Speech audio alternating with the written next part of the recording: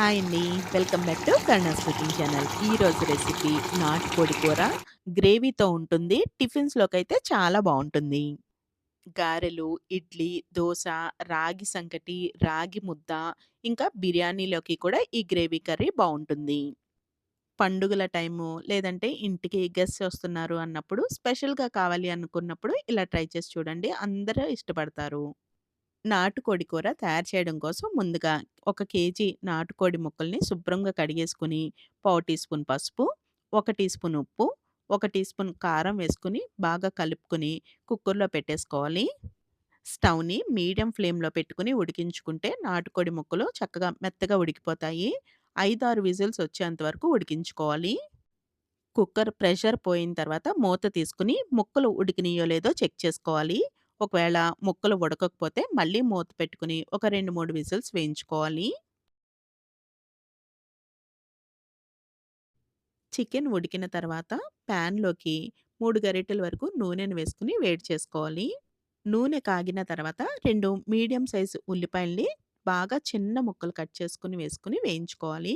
ఉల్లిపాయ ముక్కలు ఎంత చిన్నగా కట్ చేయగలిగితే అంత చిన్నగా కట్ చేసుకోండి.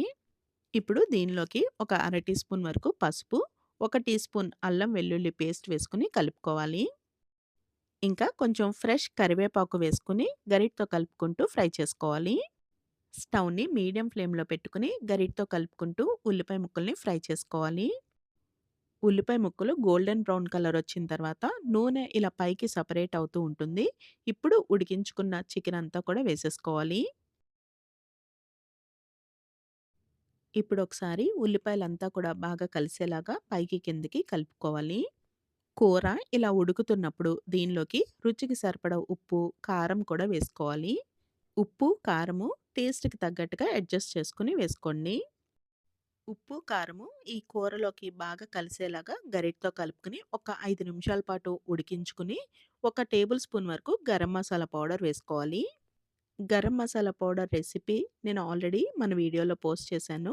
ఒకవేళ ఇంట్రెస్ట్ ఉంటే ట్రై చేయండి. వీడియో లింక్‌ని పైన ఐకార్డ్‌లో పోస్ట్ చేస్తాను. కూర ఇలా చక్కగా ఉడికిన తర్వాత మనకి గ్రేవీ లేకుండా ఇలా దగ్గరగా అయిపోతుంది. మనం ఉల్లిపాయ ఎక్కువ వేసామంటే స్వీట్ వచ్చేస్తుంది. అందుకని ఉల్లిపాయ కూడా కొంచెం తక్కువగానే వేశాను.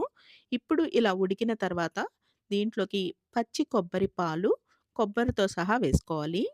చిన్న కొబ్బరి ముక్కని కొన్ని నీళ్లు వేసుకొని మిక్సీ జార్‌లో గ్రైండ్ చేసేసుకుంటే మనకి కొబ్బరి పాలు, ఇంకా కొబ్బరి కూడా వస్తుంది కదా! అదంతా కూడా ఇలా కూరలో వేసేసుకోవాలి. చూసారు కదా! ఇలా గ్రేవీ వస్తుంది. మిక్సీ జార్‌లో గ్రైండ్ చేసుకున్న తర్వాత కొన్ని నీళ్లు కూడా వేసుకొని లాస్ట్‌లో ఆ నీళ్లు కూడా వేసేసుకోవాలి. స్టవ్‌ని మీడియం ఫ్లేమ్‌లోనే ఉంచుకొని ఇలా ఉడికించుకోవాలి.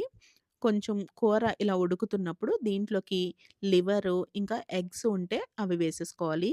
ఈ లివరు, ఇంకా ఎగ్స్ ముందే వేసేసాము అంటే ఏమాత్రం విరిగినట్టు అనిపించినా కానీ కూర అంతా కూడా నీచు వాసన వచ్చేస్తుంది. అందుకని లాస్ట్‌లో వేసుకొని ఉడికించుకోవాలి. ఇప్పుడు మూత పెట్టుకొని స్టవ్‌ని మీడియం ఫ్లేమ్‌లోనే ఉంచి ఒక 10 నిమిషాల పాటు ఉడికించుకోవాలి. 10 నిమిషాలకి ఉప్పు, కారం అంతా కూడా ముక్కలకి చక్కగా పడుతుంది. ఇప్పుడు స్టవ్ ఆఫ్ చేసేసుకొని పైన కొంచెం కొత్తిమీర జల్లుకుంటే మనకి నాటుకోడి కూర రెడీ అయిపోయినట్టే. కొబ్బరి పాలు వేసాం కాబట్టి టిఫిన్స్‌లోకి కమ్మగా చాలా బావుంటుంది. ఒకసారి ట్రై చేసి చూడండి. Thank you for watching Karuna's cooking channel.